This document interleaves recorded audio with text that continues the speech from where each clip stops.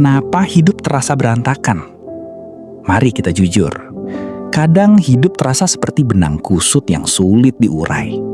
Kamu ingin produktif, tapi ujung-ujungnya hanya scrolling berjam-jam di kasur.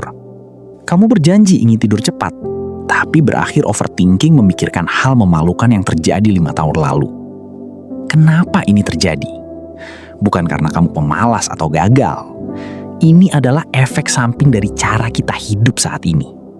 Terlalu banyak distraksi, otak kita dibombardir ribuan informasi setiap hari. Kecanduan dopamin cepat, media sosial memberikan hadiah instan bagi otak, membuat hal-hal yang butuh proses, seperti membaca atau bekerja, terasa sangat melelahkan. Tidur yang kacau, layar biru sebelum tidur merusak ritme sirkadian, membuatmu bangun dengan energi yang sudah terkuras. Hidup tanpa sistem, mengandalkan motivasi yang naik turun, bukan kebiasaan yang terstruktur. Tekanan sosial media, terus-menerus membandingkan bab 1 hidupmu dengan bab 20 hidup orang lain. Terlalu keras pada diri sendiri, menyalahkan diri sendiri atas hal-hal di atas, yang akhirnya memicu stres tambahan. Menyadari hal-hal ini adalah langkah pertama. Berhenti menyalahkan dirimu. Hari ini, kita tarik garis batas. Kita akan rapikan benang kusut itu satu persatu. Untuk 7 hari ke depan, ada beberapa aturan main yang harus kamu patuhi. Aturan ini dibuat agar kamu tidak burn out di tengah jalan. Tidak perlu sempurna. Jika kamu gagal melakukan satu hal hari ini, tidak apa-apa. Besok adalah hari yang baru. Fokus pada progres. 1% lebih baik setiap hari, jauh lebih masuk akal daripada mencoba 100% sempurna, lalu menyerah di hari ketiga. Lakukan versi termudah. Jika disuruh olahraga 30 menit terasa berat, lakukan peregangan 5 menit. Turunkan standarnya, asal kamu tetap bertindak. Jangan skip journaling. Pikiran yang berantakan harus dikeluarkan di atas kertas. Ini tidak bisa dinegosiasi. Maksimal 1-2 jam per hari. Jangan habiskan seluruh waktumu untuk challenge ini. Lakukan aktivitas harianmu seperti biasa. Sisipkan challenge ini di waktu luangmu. Hari 1. Reset pikiran. Mengosongkan kepala yang terlalu penuh. 1. Kenapa pikiran terlalu penuh? Kepalamu bukanlah laci penyimpanan tanpa batas. Overthinking, stres pekerjaan, masalah personal, hingga rentetan berita negatif menciptakan mental clutter, sampah pikiran.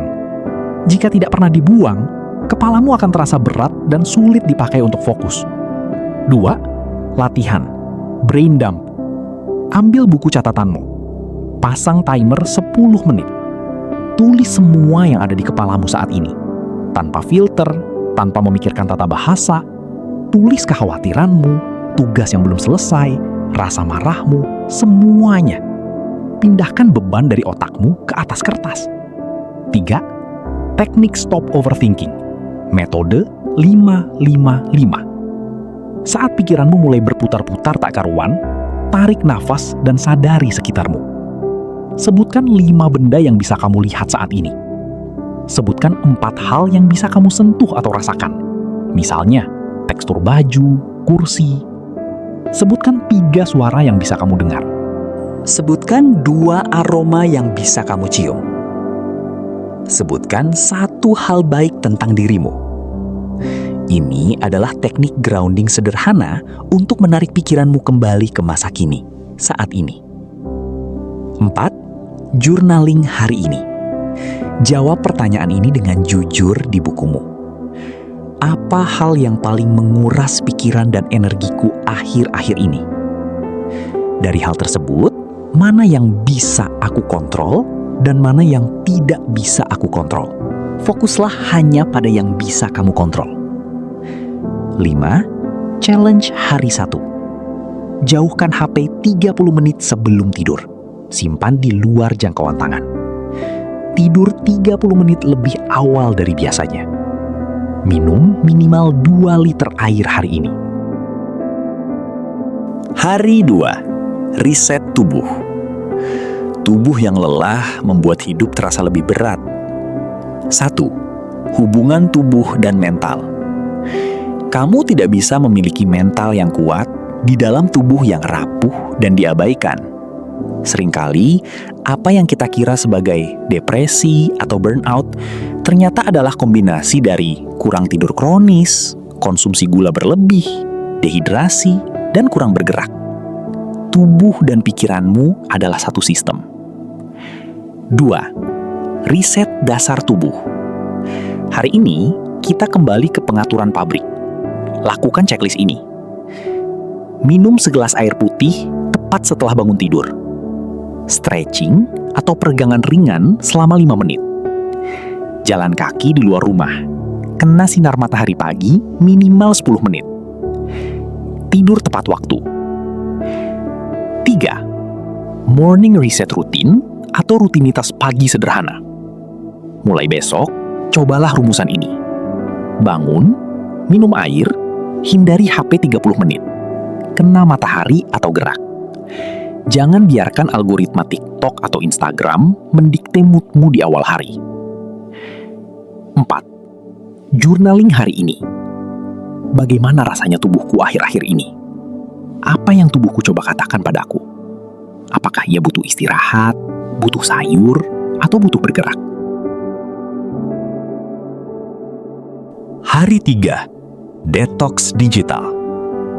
Otakmu tidak didesain untuk menerima stimulasi non-stop. 1. Bahaya overstimulasi. Setiap kali kamu scrolling video pendek, otakmu ditembak dengan dopamin. Lama-kelamaan, otakmu menjadi kebal dan butuh stimulasi yang lebih kuat.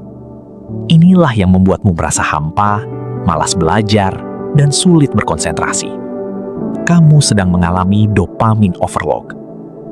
2. Tugas detox sosial media. Hari ini, kita akan membuat batasan yang tegas dengan gawai kita. Matikan notifikasi. Matikan semua notifikasi aplikasi kecuali telepon dan pesan penting. WhatsApp kerja, keluarga. Kamu yang mengontrol HP, bukan HP yang memanggilmu. Unfollow atau mute akun toksik. Jika melihat postingan seseorang membuatmu merasa insecure, marah, atau membandingkan diri, mute atau unfollow sekarang juga. Lindungi kedamaianmu. Screen time limit. Pasang batas waktu, app timer, maksimal 1 jam untuk Instagram, TikTok, Twitter. 3. Aktivitas pengganti. Saat tanganmu gatal ingin membuka HP, alihkan ke membaca buku fisik, walau cuma 2 halaman. Jalan kaki tanpa membawa HP. Menulis atau mencoret-coret kertas. Ngobrol langsung dengan orang di rumah.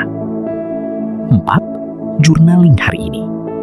Perasaan apa yang sebenarnya sedang aku hindari ketika aku memilih untuk scrolling HP berjam-jam? Apakah aku sedang bosan, stres, sedih, atau lari dari tugas? Hari 4. Bersihkan lingkungan. Tema: lingkungan yang kacau memengaruhi pikiran yang kacau. 1. Efek ruang berantakan. Ada pepatah berbunyi, outer order contributes to inner calm. Meja kerja yang berantakan dengan sampah, kasur yang tidak dirapikan, atau tas yang penuh struk belanjaan, secara tidak sadar mengirimkan sinyal stres dan kekacauan ke otakmu. 2. Metode bersih 30 menit. Decluttering. Pasang timer di HP-mu selama 30 menit. Jangan berhenti sebelum timer berbunyi. Fokus bersihkan area ini. Meja, buang sampah, rapikan kabel, sisakan barang yang esensial. Kamar, rapikan spray kasur, masukkan baju kotor ke keranjang. Tas, keluarkan semua struk, sampah, dan barang yang tidak terpakai. 3. Declutter emosional dan digital. Bersih-bersih tidak hanya soal fisik. Hapus foto-foto masa lalu yang memicu kenangan buruk. Arsipkan atau hapus chat dengan orang-orang yang membawa energi negatif. Hapus aplikasi di HP yang tidak pernah kamu pakai dalam 3 bulan terakhir. 4. Journaling hari ini. Barang, kebiasaan, atau bahkan hubungan seperti apa yang sudah waktunya aku lepaskan karena tidak lagi membawa kebaikan untuk hidupku. Hari 5. Riset kebiasaan. Hidup tidak berubah karena motivasi, tapi karena kebiasaan kecil. 1. Kenapa motivasi selalu hilang? Motivasi itu seperti emosi. Ia datang dan pergi. Kamu tidak bisa mengendalikan motivasi untuk mengubah hidup. Yang kamu butuhkan adalah sistem. 2. Sistem habit mini, aturan 2 menit. Jangan buat target, saya akan baca buku 1 jam sehari. Kamu akan gagal di hari ketiga. Buat target, saya akan baca 1 halaman buku sehari. Buat kebiasaan itu sangat mudah hingga kamu tidak punya alasan untuk menolaknya. Friction reduction. Ingin olahraga? Targetkan push up 1 kali. Ingin meditasi? Targetkan duduk diam 1 menit. Seringkali setelah memulai yang kecil, kamu akan melanjutkannya dengan sendirinya. 3. Habit tracker sederhana. Gunakan tabel sederhana di bukumu untuk melacak progres. Cukup 3 habit utama. Hari 6. Riset tujuan hidup. Tema, jangan hidup hanya untuk bereaksi terhadap dunia. 1. Kehilangan arah. Banyak dari kita merasa kehilangan arah karena kita hidup secara reaktif. Kita bangun tidur, bereaksi pada notifikasi WhatsApp, bereaksi pada permintaan bos, bereaksi pada tren sosial media. Kita lupa berhenti dan bertanya, sebenarnya aku mau pergi kemana? 2. Latihan mengenal diri dan prioritas. Mari kita atur ulang kompas hidupmu. Fokuslah pada 3 prioritas utama dalam hidupmu saat ini. Misal, kesehatan mental, karir, dan keluarga. Lupakan sejenak hal-hal lain yang hanya sekedar FOMO atau fear of missing out. 3. Vision reset exercise. Journaling. Ambil waktu tenang, seduh minuman kesukaanmu, dan jawab pertanyaan ini dengan sangat detail. Apa nilai-nilai yang sebenarnya paling penting buat saya? Kebebasan, kedamaian, kekayaan, atau keluarga? Jika uang dan opini orang lain tidak menjadi masalah, hidup seperti apa yang sebenarnya saya inginkan untuk keseharian saya? Apakah apa yang saya lakukan hari ini sudah sejalan dengan hidup yang saya inginkan tersebut? Hari 7. Bangun identitas baru. Tema, berhenti hanya mencoba memperbaiki hidup. Mulailah menjadi versi baru dirimu. 1. Identitas menentukan kebiasaan. Perubahan sejati terjadi bukan saat kamu berkata, saya sedang mencoba berhenti merokok. Tapi saat kamu berkata, saya bukan perokok. Tingkah lakumu akan selalu mengikuti identitas yang kamu percayai tentang dirimu sendiri. 2. Menulis identitas baru. Hari ini, tinggalkan label lama. Aku pemalas, aku gampang nyerah. Tulis identitas barumu di jurnal. Saya adalah orang yang menghargai tubuh saya. Saya adalah orang yang disiplin dengan waktu. Saya adalah kreator jalan hidup saya sendiri. 3. Surat untuk diri sendiri. Latihan emosional. Tulis surat untuk dirimu di masa depan. Misalnya untuk dirimu 1 tahun dari sekarang. Ceritakan betapa bangganya kamu karena kamu telah memutuskan untuk berubah mulai hari ini. Maafkan semua kesalahanmu di masa lalu. Peluk dirimu sendiri lewat tulisan. Sistem setelah 7 hari, mempertahankan perubahan. Selamat, kamu telah menyelesaikan challenge 7 hari. Namun, perjalanan aslinya baru saja dimulai. Bagaimana agar tidak kembali ke kebiasaan lama? Weekly reset atau riset mingguan. Luangkan 1 jam setiap hari Minggu untuk merapikan kamar, merencanakan jadwal minggu depan, dan mengevaluasi minggu lalu. Digital boundaries atau batas digital. Tetap pertahankan jam tanpa HP, terutama 1 jam setelah bangun dan 1 jam sebelum tidur. Relapse management atau mengelola kegagalan. Kamu pasti akan mengalami hari di mana kamu malas, scrolling berjam-jam, dan makan sembarangan lagi. Itu normal. Aturannya, jangan pernah absen kebiasaan baik 2 hari berturut-turut. Jika hari ini gagal, pastikan besok kembali ke jalur. Jangan menghukum dirimu. Penutup.